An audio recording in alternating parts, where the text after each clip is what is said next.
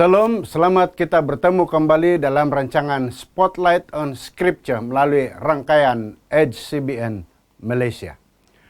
Ayat tumpuan kita kali ini dipetik dari Ulangan pasal 5 ayat 3 dan 4.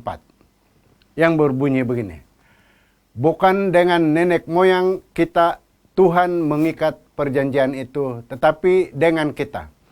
Kita yang ada di sini pada hari ini, kita semuanya yang masih hidup, Tuhan telah bicara dengan berhadapan muka dengan kamu di gunung dan di tengah api. Sedang penonton, sesetengah umat Kristen hari ini menyimpulkan dari ayat ini dengan mengatakan bahwa hukum 10 tidak wujud sebelum hukum itu ditulis dan diterima di Gunung Sinai. Namun bukti menunjukkan bahwa pandangan seperti ini tidak benar. Seawal kitab Kejadian, kita dapati bahwa Kain tahu adalah satu dosa untuk membunuh. Yusuf juga kenal zina itu sebagai satu dosa. Dan Allah berkata bahwa Abraham telah mendengar firman-Ku dan memelihara kewajibannya kepadaku, yaitu segala perintah, ketetapan, dan hukumku. Kejadian 26 ayat 5. Di dalam ayat tumpuan kita kali ini, Musa hendak menekankan kepada umat Israel kunjungan kudus Tuhan ke atas mereka di Gunung Sinai dan hukum perjanjian yang Dia telah berikan kepada mereka. Musa berkata bahwa Tuhan berbicara dengan kamu muka dengan muka. Sesuatu yang Tuhan tidak pernah lakukan dengan moyang mereka. Moyang mereka sudah lama mati. Mereka tidak berkesempatan menyaksikan asap dari puncak sebuah gunung. Mereka tidak mendengar suara megah Allah yang berbicara mengenai hukum itu. Tuhan tidak membuat perjanjian dengan moyang kita, tetapi dengan kita, malah dengan kita yang hidup pada hari ini. Namun hal ini tidak bermakna bahwa moyang mereka tidak mengetahui isi peraturan yang terkandung di dalam hukum perjanjian itu. Mereka hanya tidak diberikan termah perjanjian itu dinyatakan secara bertulis di hadapan mereka. Beberapa tahun kemudian, Yeremia mengingatkan para pemimpin Israel mengenai hukum perjanjian di Sinai.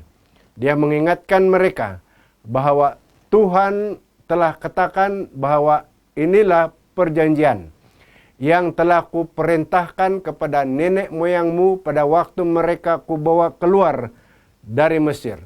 Dengan berfirman, dengarkanlah suaraku supaya aku dapat menepati sumpah yang telah kuikrarkan kepada nenek moyangmu untuk memberikan kepada mereka tanah yang berlimpah-limpah susu. Yeremia 11 ayat 4 dan 5. Jelas sekali bahwa moyang mereka telah menerima perjanjian kekal ini, tetapi bukan muka dengan muka seperti di Sinai. Bukti positif bahwa hukum perjanjian ini telah diberikan kepada moyang mereka yang telah meninggalkan Mesir terdapat dalam 1 Tawarik 16 ayat 15 hingga 17. Ia ingat untuk selama-lamanya akan perjanjiannya yang diikatnya dengan Abraham dan akan sumpahnya kepada Ishak. Diadakannya bagi Yakub menjadi ketetapan, bagi Israel menjadi perjanjian kekal. Sila perhatikan bahwa perjanjian ini telah dinyatakan kepada Abraham, Ishak, dan Yakub sebagai satu hukum atau satu ketetapan lama sebelum ia ditulis di atas 2 loh batu di Gunung Sinai.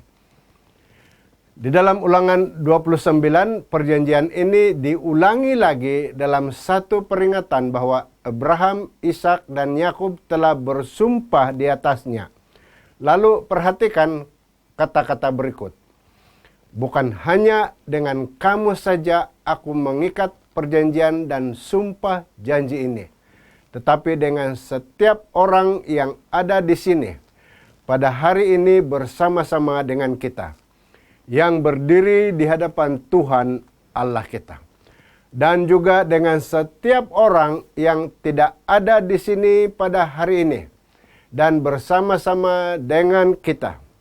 Ayat 14 dan ayat 15. Dan sidang penonton, ini termasuklah Anda dan saya. Salam, Tuhan memberkati.